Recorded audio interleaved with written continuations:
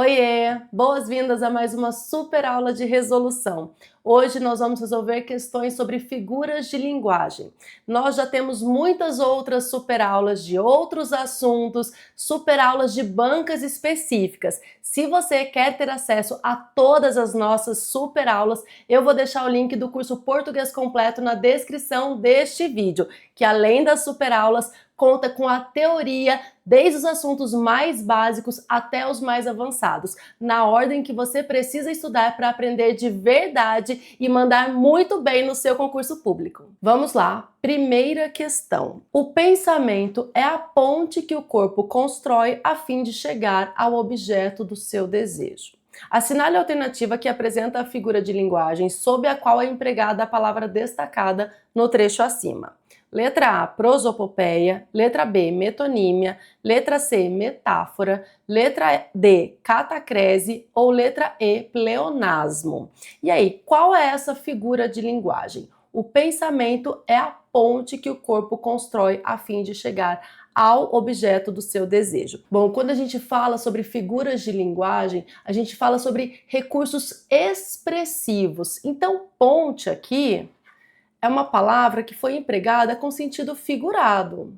Eu não estou falando da ponte, a ponte no sentido literal, a ponte que é construída. Não estou falando disso. É uma forma de dizer. O pensamento é a ponte que o corpo constrói. Nesse sentido, nesse caso, a palavra ponte quer dizer algo que une, algo que liga, que conecta. Então, eu uso o pensamento para chegar ao objeto do meu desejo. Muito bem, vamos ver as alternativas. Letra A, prosopopeia. O que é prosopopeia? Prosopopeia ou personificação.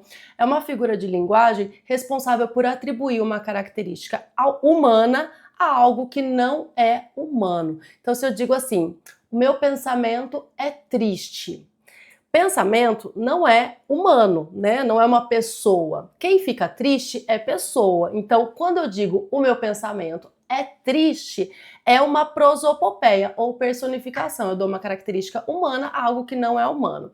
Não é prosopopeia essa figura de linguagem do trecho. Letra B, metonímia. A metonímia é a substituição de um termo por outro, numa relação lógica de sentido. Então, se eu digo assim, eu li Machado de Assis. Você entende o que eu quero dizer, né? Eu li a obra do Machado de Assis. Só que eu falo só li Machado de Assis. Eu não li o Machado de Assis. Nesse caso, eu estou substituindo o autor pela obra. Esse é um tipo de metonímia. Aqui não existe uma substituição. Então, não é metonímia. Letra C. Metáfora. Aqui sim é uma metáfora. Nós já encontramos o nosso gabarito, é a letra C. Por quê? A metáfora é uma comparação abreviada. Se eu digo assim, o pensamento é a ponte. O que eu quero dizer? O pensamento é a ponte. O pensamento não é a ponte. Pensamento é pensamento, ponte é ponte. Mas se eu digo que uma coisa é outra, para estabelecer uma relação de semelhança entre esses dois elementos, eu estou usando a metáfora, que é uma comparação abreviada. Por que comparação abreviada? Porque se eu tivesse aqui o como, o pensamento é como uma ponte, aí seria comparação. Essa é a diferença entre metáfora e comparação. Isso você precisa saber que cai bastante em concurso, tá? São diferentes. A metáfora não utiliza palavras como, igual, que nem, tal qual, e a comparação vai utilizar esse elemento. Então, é uma comparação explícita. O pensamento é como a ponte, comparação. O pensamento é a ponte, metáfora. Beleza? Muito bem. Letra D, catacrese. O que é catacrese? Catacrese é quando eu emprego um termo porque não, no sentido figurado, porque não existe outro termo que eu possa empregar no lugar. Então, se eu digo assim, a asa da xícara. Xícara não tem asa, mas é o termo que eu encontro para designar aquele pedacinho da xícara. pé da mesa, dente de alho. Então, todas essas palavras e expressões eu emprego porque falta outro termo para colocar nesse lugar. Isso é catacrese. E pleonasmo é a repetição desnecessária de uma ideia, como subir para cima, descer para baixo. Então, nesse caso aqui, a gente tem mesmo uma metáfora. Questão 1, alternativa C. Segunda questão. Olha, essa segunda questão vai ser uma verdadeira aula sobre quiasmo. Vamos lá. Quanto aos aspectos semânticos e de conteúdo do texto, julgue o item a seguir. No trecho, os amigos eram servos, servos eram os professores. Ocorre uma figura de linguagem conhecida como quiasmo. Vamos saber o que é quiasmo primeiro para resolver a questão. Quiasmo é uma figura de linguagem que não era muito conhecida, mas agora tem caído em concursos públicos. E ela diz respeito à sintaxe, ou seja, aos termos da oração. Quiasmo vem do grego e significa X. Por que significa X? Porque eu tenho aqui um padrão de AB, BA. O que é isso, professora? Vou mostrar aqui com um exemplo bem didático. Escrever aqui embaixo. Tostines é fresquinho porque vende mais, ou vende mais porque é fresquinho. Aqui um texto publicitário ótimo para aprender quiasmo. Eu tenho aqui, Tostines é fresquinho, o A, porque vende mais o B, ou vende mais o B, porque é fresquinho, o A. Veja que aqui, esses termos sintaticamente invertidos formam um X. Por isso vem do grego e significa esse X aqui, a palavra quiasmo, porque faz esse X, um termo A, outro termo B, depois o termo B e depois novamente o termo A. Tostines é fresquinho porque vende mais, fresquinho vende mais, ou vende mais porque é fresquinho, vende mais e fresquinho. Então percebam que sintaticamente essa estrutura faz um X. Agora, por que eu falei que é um exemplo bem didático? Porque eu tenho as mesmas palavras e expressões aqui. Nessa frase ocorre também quiasmo, mas não é exatamente com a mesma palavra. Então, os amigos eram servos, vou até colocar aqui para ficar mais claro. O nosso X, que a gente vai fazer aqui o X. Os amigos eram servos, eu tenho aqui o A do amigos e eram servos, o B. Depois, servos eram os professores, o B, e os professores vai ser o A. Mas professora, amigos e professores são palavras diferentes, mas aqui existe uma relação lógica de sentido para reforçar a ideia de que amigos e professores compartilham ali da mesma condição, portanto, de serem servos, tá? Portanto, aqui a figura de linguagem é quiasmo, sim, porque eu faço essa inversão estrutural sintática. Eu vou trazer outro exemplo, inclusive, para mostrar que não necessariamente esses termos A, B, BA são os mesmos, exatamente, mas eles compartilham uma relação lógica de sentido para enfatizar, para criar um ritmo ali no texto. Então, um trecho do soneto da Fidelidade do Vinícius de Moraes, que diz assim: quem sabe a morte, angústia de quem vive, quem sabe a solidão, fim de quem ama. Eu lembro que eu aprendi essa figura de linguagem na escola com esse trecho aqui. Quem sabe a morte, angústia de quem vive. A morte, A, angústia de quem vive, B. Quem sabe a solidão, B, fim de quem ama. A. Perceba que os elementos são diferentes, mas eles podem formar esse X aqui, porque eu posso falar, quem sabe a morte, fim de quem ama. Quem sabe a solidão, angústia de quem vive. Eu posso fazer essa inversão sintática entre esses dois versos e fica na mesma. Quem sabe a morte, fim de quem ama. Quem sabe a solidão, angústia de quem vive. Então, esse X aparece aqui, mesmo que os termos não sejam exatamente os mesmos, mas eles têm uma relação de sentido entre si. Quiasmo aqui também. Muito bem, então vamos reler aqui. No trecho, os amigos eram servos, servos eram os professores, ocorre uma figura de linguagem conhecida como quiasmo. Sim, esse item está certo, porque aqui os amigos e os professores compartilham da mesma condição de serem semelhantes aos servos. Questão 2, o item está certo. Terceira questão. Quanto aos aspectos semânticos e de conteúdo do texto, julgue o item a seguir. Uma figura de linguagem conhecida como sinestesia pode ser identificada no trecho. Um azul vivo e quente, como a vida que insiste em pulsar, apesar das agruras lá fora. Bom, o que é sinestesia? Sinestesia é uma figura de linguagem que consiste em misturar sensações. Sinestesia, sensações. Olfato, audição, paladar e tato. Precisa misturar as 4 sensações, professora? Não. Se forem 2 sensações, já é considerado sinestesia no trecho.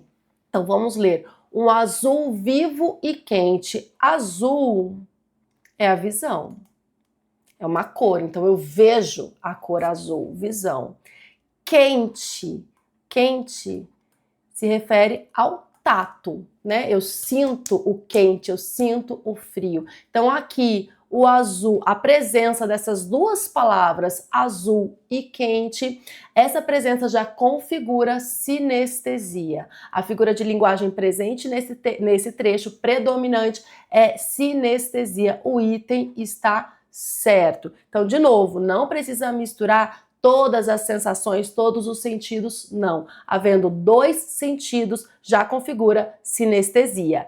Questão 3, o item está certo. Quarta questão da nossa super aula sobre figuras de linguagem. Assinale a alternativa que indica corretamente a figura de linguagem utilizada na frase. Tenho medo que minha filha vá embora. Letra A, catacrese. Letra B, comparação. Letra C, elipse. Letra D, metáfora. Ou letra E, zeugma. Vamos lá. Catacrese. Catacrese é uma figura de linguagem que consiste em empregar uma palavra ou expressão no lugar de outra que não existe. Então a gente utiliza uma palavra com sentido figurado porque falta outra palavra mais adequada. Já disse, como asa da xícara, pé da mesa, dente de alho. Portanto, aqui não temos catacrese. Letra B, comparação. Eu já vou falar sobre comparação e sobre metáfora, que são 2 figuras de linguagem bem próximas e que a gente precisa saber diferenciar. Então, comparação, eu estabeleço uma comparação explícita entre 2 elementos. Então, eu digo, a vida é como o mar, vem em ondas como o mar. Eu empreguei aqui a palavra como, que estabelece uma comparação explícita entre vida e mar. Agora, a metáfora é uma comparação abreviada, sem esse como. A vida é o mar, então isso seria metáfora. Se eu digo assim, o futuro é uma astronave que tentamos pilotar. Eu digo que o futuro é uma astronave, mas o futuro é uma astronave? Não, o futuro é como uma astronave. Então, o futuro é uma astronave é metáfora e o futuro é como uma astronauta, uma astronave é comparação, certo? Nesse trecho, tenho medo que minha filha vá embora. Não tem comparação, não tem metáfora. Aqui a gente fica entre a letra C, elipse, e a letra E, zeugma, que também a gente precisa ver esses 2 itens juntos, porque eles são parecidos e você precisa saber diferenciar. Elipse é uma omissão, né, de algum termo, que a gente consegue identificar esse termo que foi emitido pelo contexto, tá? O contexto mostra pra gente essa omissão. Isso é elipse. E zeugma também é uma omissão de um termo. Zeugma é um tipo de elipse. Mas o que diferencia zeugma de elipse? É que zeugma, o termo já foi mencionado anteriormente. Se eu digo, por exemplo, eu gosto muito da minha filha. Tenho medo que ela vá embora. Então veja que aqui eu já coloquei o eu, o pronome eu. Nessa frase, tenho medo, eu não coloquei o pronome eu e ele já tinha sido mencionado anteriormente. Isso é zeugma. Ele foi mencionado antes. Agora, elipse não foi, o termo não foi mencionado antes. Tenho medo que minha filha vá embora. Aqui eu não tenho um contexto anterior que me mostre o pronome eu, mas eu consigo saber que o pronome eu está aqui oculto, elíptico, pela terminação do verbo. Por isso, o sujeito é oculto desinencial. Pela desinência do verbo, eu consigo saber que o sujeito aqui é eu. Então, o pronome eu está elíptico e eu consigo identificar aqui pela terminação verbal, pelo contexto. Ele não foi mencionado anteriormente, senão seria zeugma. Outro termo que está elíptico aqui é a preposição de. Tenho medo de que minha filha vá embora. Quem tem medo de alguma coisa. Então a preposição de também foi oculta aí nesse contexto. Então aqui nós temos elipse. A alternativa correta é a letra C. Questão 4, alternativa C. Quinta questão. Temos aqui o seguinte trecho. A literatura se alimenta da capacidade de observarmos o mundo à nossa volta, de evocarmos a memória e de também imaginarmos vidas e histórias. No período destacado, os recursos linguísticos utilizados para estruturar o ponto de vista do narrador estão evidenciados no par. Letra A, pleonasmo e elipse. Letra B, ironia e eufemismo. Letra C, metonímia e hipérbole. Ou letra D, personificação e gradação. Bom, vamos ver aqui todas as alternativas. Pleonasmo, uma repetição desnecessária de ideias, como subir para cima e descer para baixo. Vai subir já é para cima, vai descer já é para baixo. Então é uma repetição desnecessária de ideias. Elipse é a omissão de um termo em um determinado contexto. Letra B, ironia, eu digo algo querendo dizer o contrário. Você fala assim, ah, que bonito, hein, mentindo. É bonito mentir? Não, eu utilizo esse que bonito de forma irônica. Eufemismo é a suavização de uma palavra, de uma expressão ou de uma ideia. Então, em vez de falar, o sujeito morreu, eu acho a palavra morrer muito forte, eu falo, partiu desta para melhor. Isso é eufemismo, um exemplo clássico de eufemismo. Letra C, metonímia, substituição de um termo por outro numa relação lógica de sentido. Eu ouço Caetano Veloso, não ouço Caetano Veloso, eu ouço as músicas de Caetano Veloso. Então, eu substituo, nesse exemplo, o autor pela obra. Ou respeite os meus cabelos brancos. Você não vai respeitar os meus cabelos brancos, você vai respeitar a minha idade avançada, que os cabelos brancos estão nesse contexto representando. Então, esses são exemplos de metonímia. Hipérbole é o exagero. Estou aqui esperando você há 1000 anos. Não estou esperando há 1000 anos, mas é uma forma que eu encontro de dizer que eu estou insatisfeita, né? Então eu exagero, faço esse exagero para chamar a atenção para o fato. E letra D, personificação, também conhecida como prosopopeia, atribui características humanas a seres que não são humanos, a seres inanimados, como o dia amanheceu alegre, então o dia não é alegre, eu que estou alegre. E gradação é colocar palavras e expressões uma ao lado da outra, com o intuito de enfatizar, intensificar o sentido do trecho. Então vamos lá, voltar de novo ao trecho. A literatura se alimenta da capacidade. Bom, já encontramos aqui uma figura de linguagem. Literatura não se alimenta. Quem se alimenta é gente. Aqui é uma forma de falar que faz parte da literatura a capacidade de observarmos o mundo, de evocarmos nananã. Então aqui se alimenta, essa expressão foi empregada com sentido figurado, mas não, a literatura não se alimenta. Quem se alimenta é gente. Portanto, essa figura de linguagem que atribui uma característica animada a um ser inanimado é personificação. Já encontramos, né, a alternativa correta, mas é claro que agora a gente vai identificar a gradação. Capacidade de observarmos o mundo à nossa volta, de evocarmos a memória e também de imaginarmos nossas vidas. Então a gente faz aqui 3 coisas. Primeiro, a gente observa o mundo. Depois evoca a memória e depois imagina vidas e histórias. Perceba aqui a gradação, observa, evoca, imagina. Tudo isso para compor a literatura, é disso que a literatura se alimenta. Então, esses 3 trechos aqui formam uma gradação, intensificando o papel da literatura, intensificando o sentido da literatura aqui de acordo com o autor. Portanto, personificação e gradação. Questão 5, alternativa D. Sexta questão da nossa super aula. No contexto das figuras de linguagem, assinale a alternativa que apresenta um exemplo de perífrase. Letra A. O rei das selvas descansava sob a sombra das árvores. Letra B. As flores dançavam com o vento suave da manhã. Letra C. Tua voz é como melodia que embala o coração. E letra D. O silêncio gritava em meio à multidão.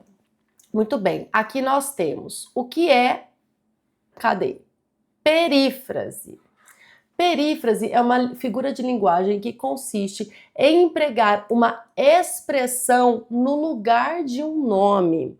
Então, em vez de falar, por exemplo, leão, eu falo rei das selvas. Então, eu emprego uma característica, um apelido no lugar do nome, do animal, do objeto e por aí vai. Então, em vez de leão, rei das selvas. Isso é perífrase. Também essa figura de linguagem também é conhecida como circunlóquio. Então é bom você saber, porque vai que a banca pede um nome mais difícil, né? Perífrase ou circunlóquio. Professora, e antonomásia? A antonomásia, vou até colocar aqui, é quase como a perífrase, mas ela está relacionada às pessoas. Então, se eu digo o rei do futebol, quem é o rei do futebol? Pelé. Isso é antonomásia, porque eu estou falando de uma pessoa. A rainha dos baixinhos, Xuxa. Então, antonomásia. Perífrase diz respeito a coisas, a lugares, né? A cidade maravilhosa, Rio de Janeiro. Então, isso é perífrase. Perífrase, coisas, lugares e animais, como o rei das selvas.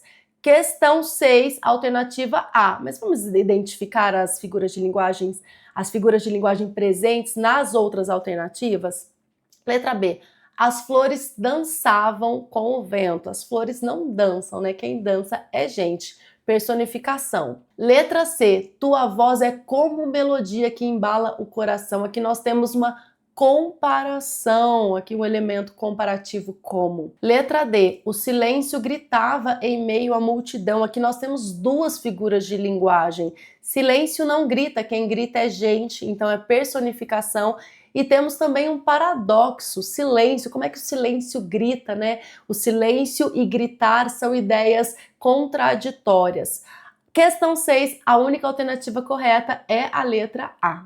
7ª questão da nossa super aula.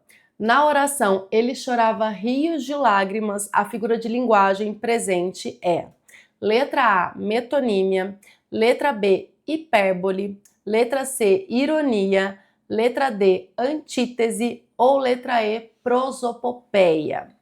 Bom, ele chorava rios de lágrimas. O que eu quero dizer? Quero dizer que ele chorava muito. Só que não basta eu falar que ele chorava muito, parece pouco. Aí eu quero exagerar essa ideia. Alguém pode chorar rios? Não, não pode. Qual figura de linguagem que consiste no exagero? É a hipérbole. Letra B, hipérbole. É só pensar no hiper. Hiper não é exagero, não é muito, não é grande. Então, hipérbole é a figura de linguagem do exagero. Ele chorava rios de lágrimas, para dizer que ele chorava muito. Letra A, metonímia. Metonímia é a substituição de um termo por outro. Pode ser metonímia? Não. Metonímia é como ele comeu um prato de feijoada. Na verdade, ele não comeu o prato, ele comeu a feijoada que estava dentro do prato. Metonímia. Em cima do prato. Em cima do prato. Não, eu não posso falar dentro? Não. Como não? A comida tá em cima do prato, não tá dentro do prato. É polêmico. Eu diria dentro. Mas tá bom, em cima do prato, dentro do prato aí. Letra C, ironia. Ironia não pode ser. Ironia é quando eu digo algo querendo dizer o contrário. Então, ele contou uma bela mentira. Bela, a mentira não é bela, mas eu uso esse bela aí de forma irônica. Letra D, antítese. Antítese é a aproximação de palavras de sentidos opostos, como morte e vida severina. Morte e vida. Eu tenho essas duas palavras de sentidos opostos aí no mesmo título da obra. E letra E, prosopopeia, também conhecida como personificação, é a figura de linguagem que consiste em dar atributos, que dá características humanas a seres não humanos. Não tem prosopopeia aqui. Ele chorava rios de lágrimas, é um exemplo clássico de hipérbole. Questão 7, alternativa correta, letra B. Oitava questão, uma questão muito boa, porque com ela nós podemos revisar várias figuras de linguagem. Vamos lá. Associe cada frase abaixo à figura de linguagem que nela se encontra. A seguir, assinale a alternativa que apresenta a sequência correta obtida. Primeira frase: estou com uma ferida bem no céu da boca. Segunda frase: nós garantimos o pão de cada dia com o suor do nosso rosto. Terceira: o bem e o mal são duas faces de uma mesma moeda. Quarta: tal coisa só vai acontecer se eu passar desta para melhor. Muito bem, nós temos 4 frases e 6 figuras de linguagem. A, eufemismo. B, metonímia. C, disfemismo. D, catacrese. E, prosopopeia. E F, antítese. Então vamos analisar as frases. Primeira, estou com uma ferida bem no céu da boca. Céu é céu, né, gente? A boca não tem céu. Mas como não existe uma palavra para designar o céu da boca, nós empregamos a palavra céu com sentido figurado para falar sobre essa parte superior da boca. Essa figura de linguagem se chama catacrese. Céu da boca, asa da xícara, pé da mesa e por aí vai, catacrese. Nós garantimos o pão de cada dia com o suor do nosso rosto. Eu posso comprar pão com suor? Não, eu não posso tirar o meu suor e ir lá e dar para o moço da padaria em troca do pão. Eu faço com dinheiro, então eu uso o dinheiro para comprar pão. Só que o dinheiro eu obtenho com o suor do meu rosto, que quer dizer o quê? Trabalho. Então perceba, eu substituo um termo por outro numa relação lógica de sentido, eu consigo entender o que eu quero dizer, o que a pessoa quer dizer aqui, porque existe essa relação lógica de sentido. Essa figura de linguagem se chama metonímia. Eu não compro com o suor, eu compro com o dinheiro. E o suor representa o trabalho, o meu meio para ganhar dinheiro. Percebam, uma dança das cadeiras aí de vocabulário para chegar a uma conclusão. Metonímia. Terceira, o bem e o mal são duas faces de uma mesma moeda. Aqui eu tenho aproximação de duas palavras de sentidos opostos, bem e mal. Antítese. Antítese é essa figura de linguagem que consiste na aproximação de termos de sentidos opostos. Quarta frase, tal coisa só vai acontecer se eu passar desta para melhor. Passar desta para melhor, o que significa passar desta para melhor? Morrer. Morrer. Então, é uma forma de suavizar. Não quero usar a palavra morrer, acho muito forte. Aí eu falo passar desta para melhor. Isso é eufemismo. Essa figura de linguagem que consiste em suavizar uma palavra, uma expressão ou uma ideia, se chama eufemismo. Então, catacrese, metonímia, antítese e eufemismo. Vamos encontrar a sequência correta? 1, catacrese D, 1D. 2, metonímia B. 3, antítese F, já encontramos. E 4, eufemismo A. A sequência correta é a letra B. Professor, e as outras figuras de linguagem? Então, eufemismo, já falamos. Metonímia, já falamos. E disfemismo. Disfemismo é o contrário de eufemismo. Se eufemismo emprega termos para suavizar uma ideia, o disfemismo emprega termos para tornar essa ideia pior. Então, por exemplo, em vez de falar morrer, fala bateu as botas. Em vez de falar trabalhar, fala ralei muito. Em vez de falar trabalhei muito, ralei muito. Então, emprega termos para tornar a ideia pior. Então, é o contrário de eufemismo, que torna a ideia melhor, mais suave. Catacrese, já falamos. Prosopopeia ou personificação atribui características animadas, humanas, a seres inanimados. E antítese também já falamos. Questão 8, alternativa correta, letra B. É a alternativa que apresenta a sequência correta. A 9ª questão da nossa superaula também é para associar as colunas. Associa a coluna A com a coluna B. Coluna A, temos as frases. 1. Li Machado de Assis na semana passada. 2. Um perfume doce invadiu o corredor. 3. O tempo não perdoa os distraídos. 4. Para uns, veneno, para outros, remédio. Coluna B, temos metonímia, sinestesia, personificação e antítese. Vamos lá. 1. Li Machado de Assis na semana passada.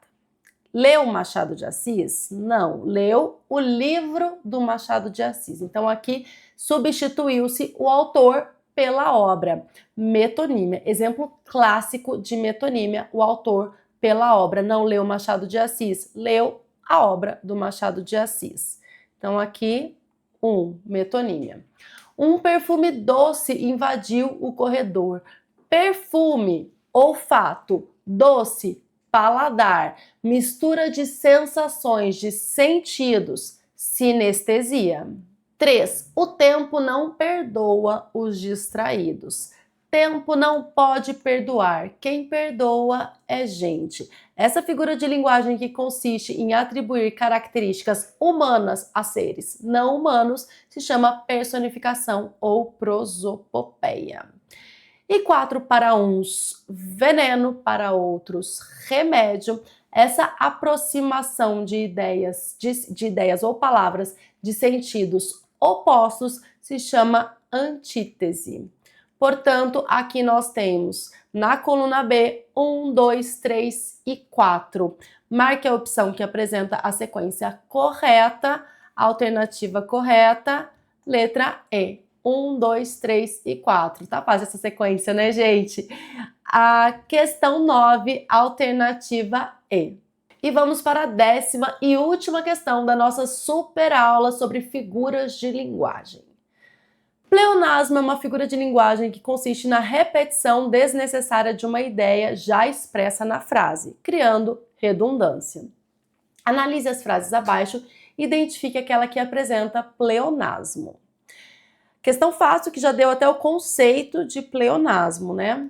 Letra A. O menino brincava alegremente no parque. Letra B. Ela repetiu novamente a mesma explicação. Letra C. A professora corrigiu as provas dos alunos. E letra D. O médico atendeu vários pacientes hoje. Embora a questão dê o conceito de pleonasmo, se você não estiver atento, você pode errar ou ficar sem saber qual alternativa é para marcar. Na letra A, o aluno brincava alegremente no parque, não tem pleonasmo nenhum. Você pode pensar assim, se ele brincava, é claro que ele estava alegre. Não configura pleonasmo esse brincava alegremente. Principalmente porque nós temos outra alternativa em que o pleonasmo está escancarado. Letra B. Ela repetiu novamente. Aqui sim nós temos um pleonasmo. É uma repetição desnecessária. Se ela repetiu, já quer dizer que é novamente a mesma explicação. Então, repetir novamente, a união desses dois termos configura pleonasmo. É uma repetição desnecessária, essa redundância. Já encontramos o nosso gabarito. Vamos ver as outras frases. A professora corrigiu as provas dos alunos. Nenhuma figura de linguagem aqui. Letra D. O médico atendeu vários pacientes hoje. Também nenhuma figura de linguagem aqui. A única frase que apresenta pleonasmo, essa repetição desnecessária, é a letra B. Ela repetiu novamente. Questão 10, alternativa correta, letra B. Nesta aula, nós resolvemos 10 questões sobre figuras de linguagem. Questões de diferentes bancas, com diferentes abordagens.